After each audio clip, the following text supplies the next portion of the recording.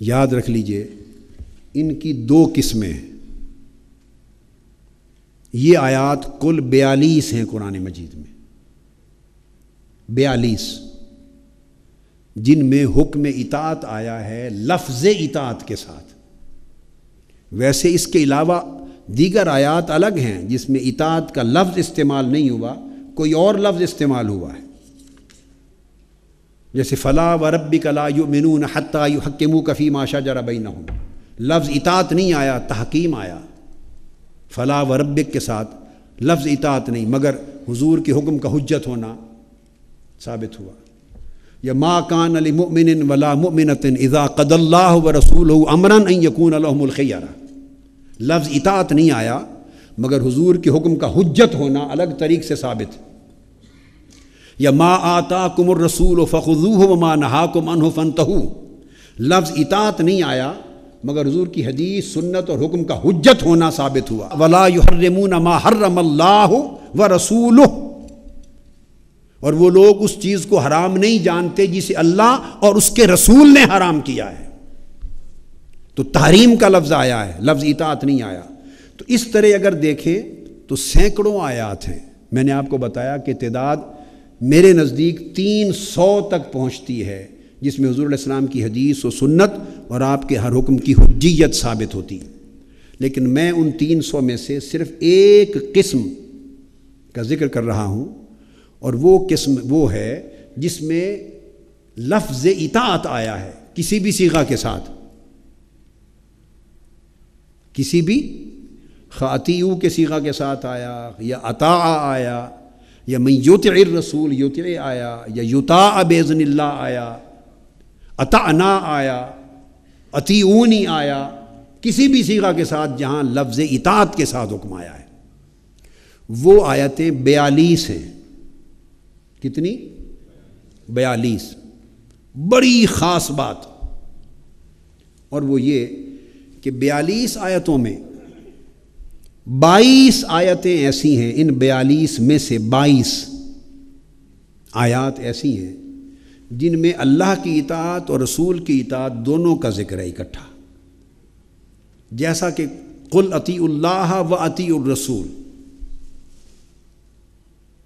یہ اطیعوا اللہ و رسولہ اکٹھا ذکر آیا ہے، اطاعت الہی کا اور اطاعت رسول کا، دونوں اطاعتوں کا اکٹھا ذکر ہے. تو حجت تو ثابت ہو گئی کہ اللہ نے اپنی اطاعت کے ساتھ اپنے رسول کی اطاعت کو ہر جگہ لازم و ملزوم رکھا، مقرون رکھا، ایک ہی حکم کے تحت رکھا. ایسی آیتیں 22 ہیں جن میں اللہ اور رسول کی دونوں اطاعتوں کو یکجا کیا گیا ہے، یکجا. اور 20 آیتیں ایسی ہیں، یہ خاص توجہ طلب ہے، 20 آیتیں ایسی ہیں جن میں صرف اطاعت رسول کا ذکر ہے، اطاعت الہی کا ذکر نہیں ہے. 20 آیتیں ایسی ہیں، یہ انالیسس ہے قرآن مجید کا مطالعہ ہے، جن میں صرف رسول کی اطاعت کا ذکر ہے، اور اس آیت میں اس مقام پر اللہ کی اطاعت کا لفظاً ذکر نہیں ہے. اللہ رب العزت نے اطاعت الہی کا لفظاً ذکر ترک کر دیا ہے، حکم ہے، اس لیے کہ رسول کی اطاعت نہیں تو اللہ کی اطاعت، رسول کی اطاعت ہی اللہ کی اطاعت ہے، اللہ کی اطاعت رسول کی اطاعت میں شامل ہے،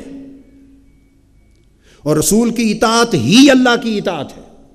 مگر میں عرض کر رہا ہوں جیسے اطیعوا اللہ و اطیعوا الرسول دو اطاعتوں کا الگ الگ ذکر تھا اکٹھا، تو 20 آیتیں ایسی ہیں جہاں صرف رسول کی اطاعت کا حکم ہے اور لفظاً اللہ کی اطاعت کا حکم ہی نہیں آیا. کتنی بن گئیں کل آیات؟ 42. اور الحمد سے لے کر والناس تک اب اس کے برعکس کرتا ہوں. ایسا تو اللہ نے کیا 20 مقامات پر کہ اطاعت رسول کا حکم دیا اور لفظاً اپنی اطاعت کا ذکر نہیں کیا، مگر الحمد سے والناس تک ایک آیت بھی ایسی نہیں ہے پورے قرآن میں کہ اسی طریق پر کسی ایک جگہ اللہ نے فقط اپنی اطاعت کا حکم دیا ہو اور رسول کی اطاعت کا ذکر نہ کیا. یہ بات میری آپ کی سمجھ میں آئی؟ 20 جگہیں ایسی ہیں قرآن میں، 20 جہاں اللہ تبارک و تعالیٰ نے صرف اطاعت رسول کے ذکر پر اکتفا کیا، قناعت کی، چونکہ اس اطاعت رسول میں خود اطاعت الہی حکمن اور معنن شامل ہوتی۔ مگر ایک آیت بھی پورے قرآن میں الحم سے والناس تک نہیں، اس کے برعکس کہ وہ اپنی اطاعت کا ذکر کرے مجرد اور رسول کی اطاعت کا ذکر چھوڑ دے، تو اس نے تو اگر کہیں چھوڑا ہے لفظاً تو اپنی اطاعت کا ذکر چھوڑا ہے 20 مقامات پر، مگر رسول کی اطاعت کا ذکر ایک جگہ بھی نہیں چھوڑا، یا اپنی اطاعت کے ساتھ مقرون کیا ہے، مقرون کیا، جوڑا ہے، یا تنہا اطاعت رسول کی بات کی ہے، اپنی اطاعت کا لفظاً ذکر نہیں کیا، اس لیے کہ جب رسول کی اطاعت ہو گئی تو اللہ کی اطاعت خود بخود ہو گئی۔ اس کے میں صرف 2-3 نمونے دیتا ہوں، پھر ہم آگے موضوع کی طرف بڑھتے ہیں، بس نمونے دیتا ہوں۔ جیسے قرآن مجید کی اسی آیت پہ غور کر لیجئے، سورہ النساء آیت نمبر 80، توجہ سے فرمایا من یطع الرسول فقد اطاع اللہ، جس نے فقط، قرآن کہتا ہے جس نے رسول کی اطاعت کر لی اس نے اللہ کی اطاعت کر لی۔ تو بولیے حکم کس کی اطاعت کا ہے، 2 کا یا 1 کا؟ بولیے حکم کس کی اطاعت کا؟ 2 اطاعتوں کا حکم ہے یہاں پر یا 1 کا؟ من یطع الرسول فقد اطاع اللہ، یہ تو اس کا نتیجہ ہے کہ اگر رسول کی اطاعت کر لی تو وہ خود بخود اللہ کی اطاعت ہو گئی، اللہ اسے اپنی اطاعت تصور کر لے گا، یہ تو اس کا حکم ہے، آگے یہ اس کا صلہ اور نتیجہ ہے، مگر حکم جو دیا جا رہا ہے جو رسول کی اطاعت کر لے، ترکیز اطاعت رسول پر ہے۔ اسی طرح قرآن مجید میں اس آیت پہ غور کیجئے، وما ارسلنا من رسول الا لیطاع باذن اللہ، ہم جس بھی رسول کو بھیجتے ہیں، جس رسول کو بھی بھیجتے ہیں، صرف اس لیے بھیجتے ہیں کہ امر الہی سے اس کی اطاعت کی جائے۔ بولیے کتنی اطاعتوں کا ذکر ہے یہاں؟ اللہ کا امر کتنی اطاعتوں کے لیے ہے؟ اذن الہی کتنی اطاعتوں کے لیے؟ لیطاع، تاکہ اس رسول کی اطاعت کی جائے، یہ اللہ کا امر ہے، اس لیے بھیجتے ہیں۔ آپ کو بات سمجھ آ گئی؟ اب ایک اور آیت کوٹ کرتا ہوں بطور نمونہ، سورہ النور آیت نمبر 56، فرمایا وَأَقِیمُوا الصَّلَاةَ وَآتُوا الزَّکَاةَ وَأَطِیعُوا الرَّسُولَ لَعَلَّکُمْ تُرْحَمُونَ۔ فرمایا لوگوں نماز قائم کرو اور زکوٰۃ ادا کرو اور رسول کی اطاعت کرو تاکہ تم پر رحم کیا جائے۔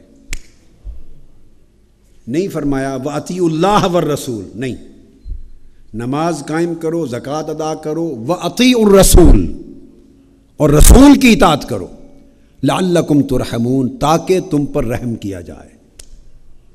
حکم ایک اطاعت کا دیا اور نتیجہ اس کا خود بخود اللہ کی اطاعت ہے، چونکہ اللہ نے قاعدہ مقرر فرما دیا من یطع الرسول فقد اطاع اللہ، جس نے رسول کی اطاعت کر لی بس اسے اب فکر مند ہونے کی ضرورت نہیں، اس نے اللہ کی اطاعت کر لی، وہ اللہ کی اطاعت ہو گئی۔ جس نے رسول کا ذکر کر لیا اسے فکر مند ہونے کی ضرورت نہیں، وہ خود بخود اللہ کا ذکر ہو گیا۔ اسی طرح مثال کے طور پہ سورہ آل عمران میں ارشاد فرمایا، رسول کا بیان، وَجِئْتُكُمْ بِآیَةٍ مِّن رَبِّكُمْ فَاتَّقُوا اللَّهَ وَأَطِیعُونِ، میں تمہارے پاس تمہارے رب کی طرف سے نشانی لے کر آیا ہوں، فَاتَّقُوا اللَّهَ، پس اللہ سے ڈرو، وَأَطِیعُونِ، اور میری اطاعت کرو، اللہ کا تقوی اختیار کرو، اور رسول فرماتا ہے اطاعت میری اطاعت کرو۔ یہی بات سورہ شعراء، انی لکم رسول امین فاتقوا اللہ واطیعون، میں تمہارے پاس اللہ کا امانت والا رسول آیا ہوں، سو اللہ سے ڈرو اور میری اطاعت